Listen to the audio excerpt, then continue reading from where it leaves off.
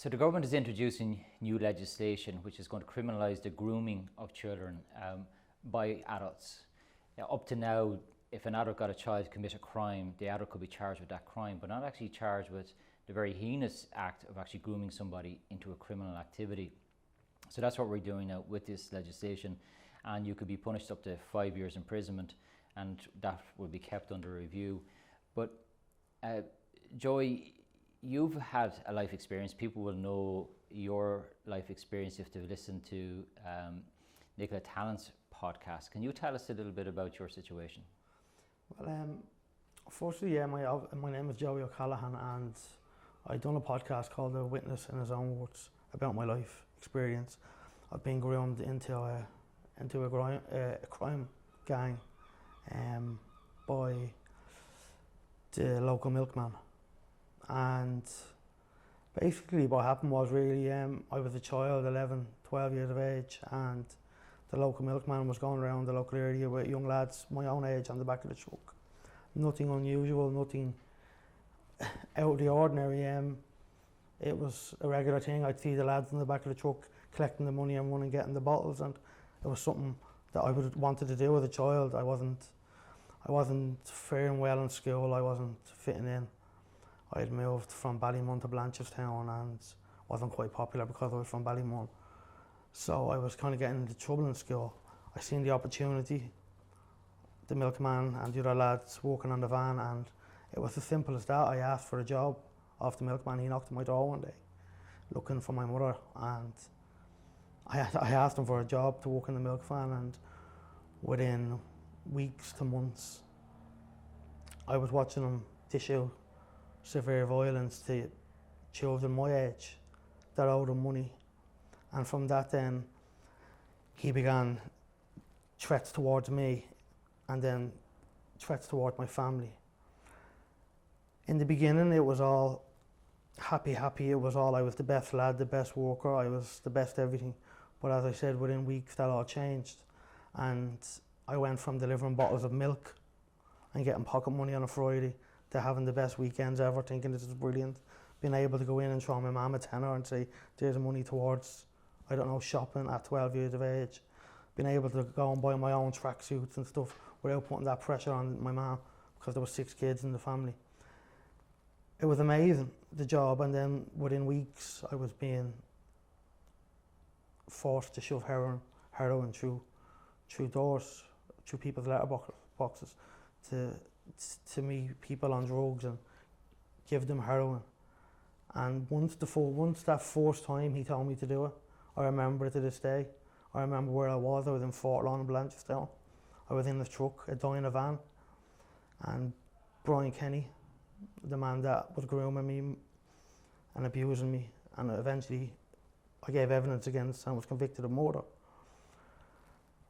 was handing me this brown stuff that looked like, to me I thought it was like stones, gravel on, because I'd never actually seen physical heroin before, and he put it in my hand and told me to shove it through the letterbox. Real aggressively, do it properly. So I closed my hand and he told me to run. I ran and I put it in the letterbox and I got back in the van. And once I got back in the van, he was shouting at me, did you do it? And he said, yeah, I done it. And he said, how do you know he got it? And I said, because I seen him grab it, drop into the floor, and I seen him grab it with his hand. And that was it. From the first minute I dropped that heroin through the door, there was no going back. It was, I have friends in the guards, I'm gonna shoot your sister, I'll kill your ma. Everything then just became secrets. And I was just overwhelmed by this man and this world that I had never ever been involved in. I wanted to deliver milk to get pocket money. I didn't want to deliver heroin and help cause crime and kill people and get involved in all this mixed up world that I knew nothing about. So you were a vulnerable young person. Mm-hmm. How did this all impact on you psychologically, on your mind? How was this impacting? Well, during the grooming process, while it was happening, it was constant fear, constant living on the edge, constant my head worrying, if I don't do what he tells me to do, what will happen to me, what will happen to my mother, what will happen to my sisters, what will happen to my brothers. So it's constant. Like he's on one hand, one day he's hugging you and telling you you're the best helper ever, and the next day he's beating you and threatening your family. And that's where the hole comes in. For me as a 12-year-old, I was just scared they were going to get to my sisters or get to my man and hurt them. And for my mental health then, it was just constant fear. There's nothing else there but fear. You're constantly afraid. And so you just do what you're told to do when you're told to do it. And you're just trying to stop the next slap, the next beat, and the next abuse. So we sometimes use the phrase coercive control. Yeah. He had a hold on you psychologically. Psychologically, and then what would happen from them was when he would go from threatening the family, we would drive down the street delivering the milk, and he would pull over the guards, and he would be in the window talking to the guards, and then he would get back into the van, and then he would say like, "They're my friends. I mean, we do deals together. So if you don't do what I say, I will get them to arrest your mother. We're heroin in the boot of her car. With your sister, we're heroin in the boot of her car." My sister had just joined the army, I remember, and I was thinking like, oh my God, like what if he puts heroin in her car?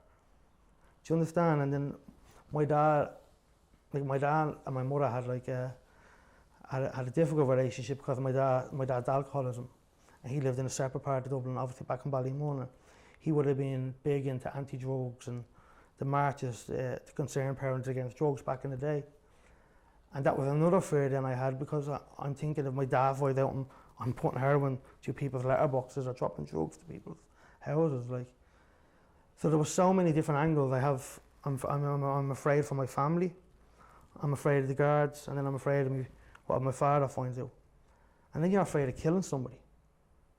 You may not think that, but as a 12-year-old, that was going through my head. I'm thinking if this person takes that heroin and dies, I'm after killing somebody. It's such a world that you can get lost in, and so many things are happening. Just listen to the sheer volume of things that were going on in your head. It's an awful lot to yeah, cope with. It's all them different things by one person. Just one man can change your whole life. It's 20 years later, and I'm still suffering the effects from it. And do you think your story is unique? No. Definitely not. I think it's happening every day. I think it's happening all over the city, all over Ireland. I think children being groomed is happening as we sit here right now. For me, what I find when I'm coming back through Dublin, when I'm around Ireland, when I come to Ireland to visit, you see it every day. You see the lads standing outside the shops, standing outside on the corners. They've no purpose. And for me, I think purpose is everything. I don't mind this being put out there. I get up every morning and I go to work and I clean toilets for a living. But it's a purpose. It's something for me to focus on. It's not the most glamorous jobs in the world, but it's something that it gets me out of bed. It pays the rent, it pays the bills. You're able to save a few quid here and there to go on a weekend away, go on a holiday. But this is what I feel. What I need, divided on what I need now in my life is purpose. And I think that's what the young people of today need. Especially they need to be more open with their parents, and I think their parents need to be more open with them. I need you to double check with your children. If I was to ask you a question now, how are you today? Are you okay? The first thing you're going to say to me is yeah. I can guarantee you, 90% of the time, you would say yes, I'm okay. Double check. Are you really okay? Ask your children, sit them down. Are you really okay? It's the most, I might sound so stupid to so many people, but everyone says yes 90% of the time, I'm okay. But if you really say to them, say to your children, are you okay? Is there something wrong? Have that relationship with them where they can come and talk to you. Because I didn't have that relationship, unfortunately. My mum was out working and trying to provide for 6 kids, and my dad was an alcoholic. My sisters were trying to raise the rest of us. We didn't have that foundation. We have it now as a family, but we've had to have it. We have to survive. We're still living under the circumstances of what happened to me from being groomed at 12 years of age. Our lives are under threat because of that, and because of me giving evidence against the man that groomed me that abused me and that murdered Jonathan O'Reilly in 2004 outside Cloverhill Prison. That took huge courage. Where were you able to find that courage to do something like that?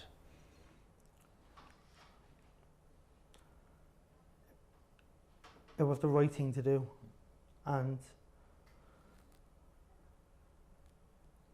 no one deserves to die the way Jonathan O'Reilly died.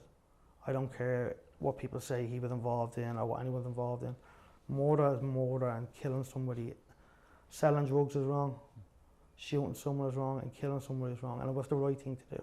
And I have no regrets. I would do it again tomorrow if I had to do it.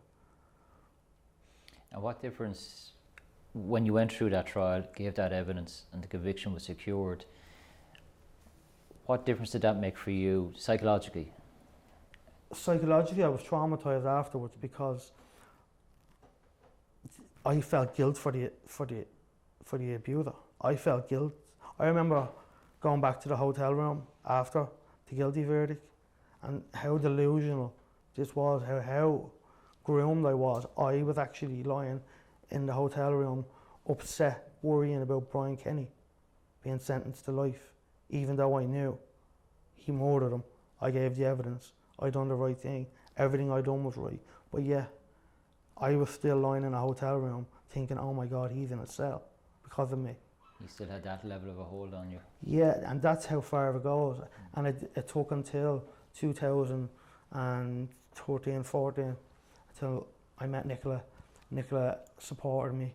She helped me and finally got me to a place where I was able to go to England, to the Priory, and I had to spend over a year there to get the proper help, to finally come to terms and to understand the level of grooming that I had been under and what had happened to me and the effect it had on my life, and the effect it still has.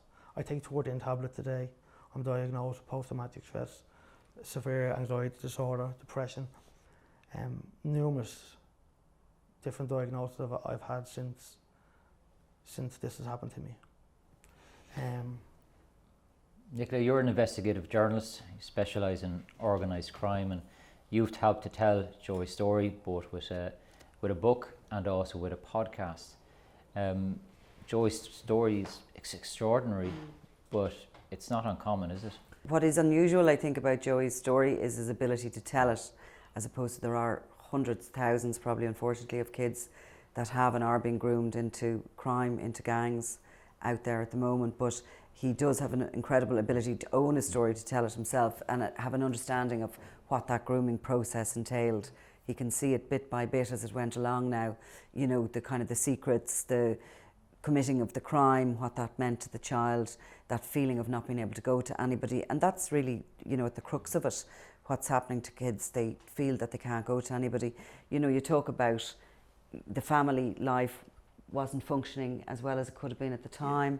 So for other kids, I think probably that education system needs to be there for them. And maybe those asking again and again, are you okay, has to happen from a different format, apart from just within the family home. Like, some kids are groomed within their family home, unfortunately, and there are generations that go into crime. It's almost like, you know, family business. And then others will be groomed by somebody within the community, you know, and they'll be groomed, you know, through abuse, or sometimes they're lured with these, you know, the idea of the runners, the car, the girl on their arm. They're usually young men. They can be fairly easily identified who they're going to be. They're vulnerable. In my experience, they're usually the kids that don't have somebody coming out after wondering where they are at 9 o'clock at night, or if somebody does ask them to hold something or to do something, that there's nobody coming out to kind of tackle that individual who does that, you know. So they're vulnerable kids. No, they're very vulnerable, and Joey has been very able to give his voice, but you've been able to give the context to his situation in your excellent book, The Witness. What kind of characters groom children into crime? All sorts of characters. I mean, you know, from Joey's own story, where he was at that moment in time, you had surrounding him some of the most serious organised criminals in this city. Many of them now dead, in actual fact, when we went back, and it's not that long ago, and going through all the various criminals that were surrounding Joey at the time, most of them are dead. They've been shot dead. they've been caught up in some sort of a gangland feud. You know, there's significant characters there that people may know, like Marlowe Highland was involved in the circle, and Brian Kenny himself, he's a very serious criminal. When Joey gave evidence and put him away, there was one thing one of the detectives who worked with him pointed out, the value of that to society, of him being locked up all these years. You know, how many other kids would he have groomed? How many other people could he have murdered? Could he have, you know, he was obviously selling drugs and was living a chaotic life himself. So the value of that can't be underestimated. Probably can't put a price on it, but we can just imagine what has been saved financially as well as everything else. So the new legislation is going to bring in an offence whereby somebody can be prosecuted when they groom a young person into a life of crime. And we're setting that threshold very low, and TUSLA will be involved and other state agencies as well.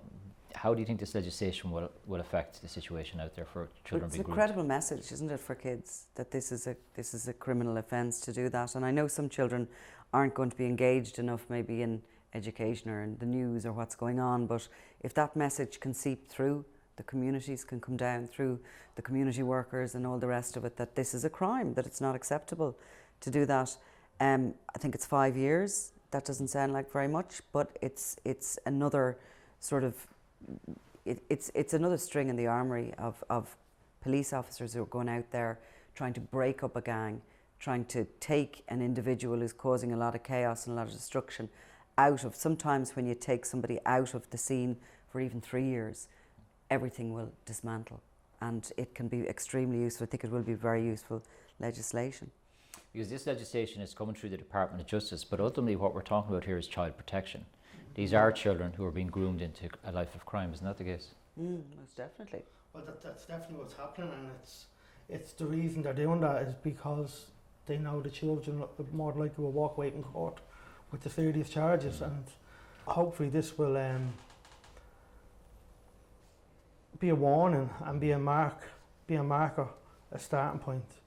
As Nicola says, 5 years is 5 years, but I think it's a huge step forward for the children of Ireland.